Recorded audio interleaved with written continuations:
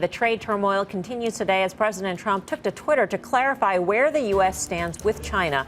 Eamon Javers is in Washington, D.C. with more on this developing story. Hi, Eamon. Yeah, hi, Melissa. There are a lot of words in this tweet that the president put out today, but most people just focusing on two of them, the words tariff man. Here's what the president wrote on Twitter. He suggested that if the talks don't go well, that the Chinese should remember, quote, I am a tariff man. When people or countries come in to raid the great wealth of our nation, I want them to pay for the privilege of doing so. It will always be the best way to max out our economic power. We are right now taking in billions in tariffs. Make America rich again. His Treasury Secretary, Steven Mnuchin, spoke at a Wall Street Journal forum today here in Washington. He was asked whether or not ultimately this question of market volatility will play in the administration's decision-making about the China deal as those negotiations go on over the next 90 days. Here's how he answered that question. I don't think it's going to have a big impact. I mean, from my perspective, first of all, I would just comment, I do think we have a lot more market volatility in general because of the amount of electronic trading and trading programs there are, and because of kind of the Dodd-Frank issues, dealers can no longer really principal. So the Treasury Secretary there suggesting that market volatility won't have a lot of impact on the president's decision-making and his administration's decision-making as they go through that 90-day process. And as we learned last night, Melissa, that 90-day process actually began on December 1st, not January 1st, as we got some indication yesterday. So the administration clearing that up overnight as well. All right. Eamon, thank you. Eamon Javers at the White House. So was the Treasury Secretary right? Was today's selling mainly driven by electronic trading? Is it as if all the electronic traders got into the market at the end of the year? Because hogwash. Before that, we had been suffering a market that had no volatility in it, that had barely 1% moves on any given day for a very, very long time. No. So where were they then? It's nonsense. It's nonsense. It's not all of a sudden that all the computers showed up today. They've been trading all year long. Don't blame the computers or the quants for when we go up 500 points or 600 points. I think they all are. Of a sudden I think they are to blame both the sides, computers though. showed up. I think they are. A lot more people. The fact of trading is that people put a lot of their positions into algorithms. So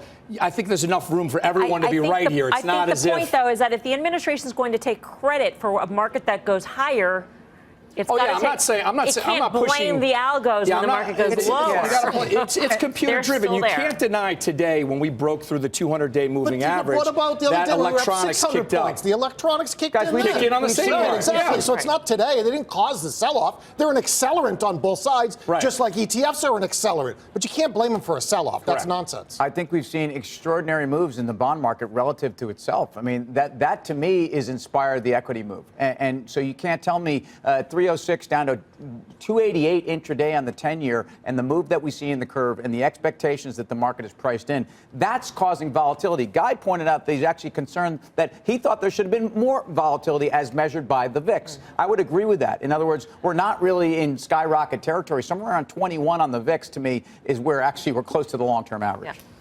Yeah, I would rather have seen, I mean, I'm not an expert in the VIX, so I would rather see it be closer to 25, 26, maybe peak at 30, and that could be some sort of capitulation bottom in terms of the market. And to Tim's point, we're not close. I mean, Secretary Mnuchin's comments, I think Brian is saying it's pretty ridiculous, and I agree. I mean, it's indiscriminate selling on the way down, but we never use the term indiscriminate buying on the way up. But it's both. Of course it is.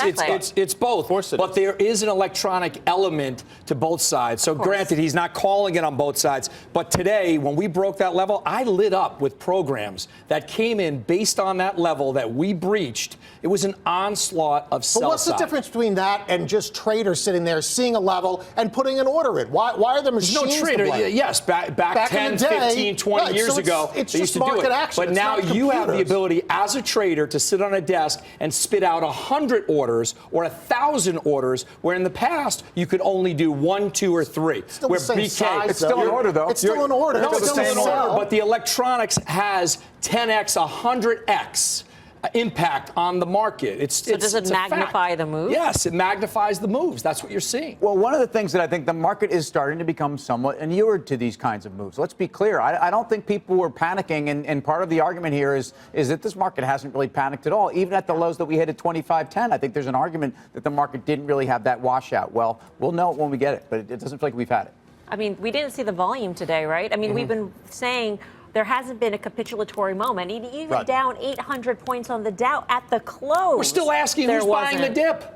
You're still, when you ask who's buying the dip, you can't have a bottom. Well, this when is you a don't little have bit of an fear, there's exception no fear here. yet. Here on the desk, it's a little bit of an exception. No, You no, my guys point is are everyone in and out across faster, the but street, everyone is still saying, where do you buy the market? And until you say dump everything, that's the capitulation moment that you're waiting for. There is no fear on Wall Street yet.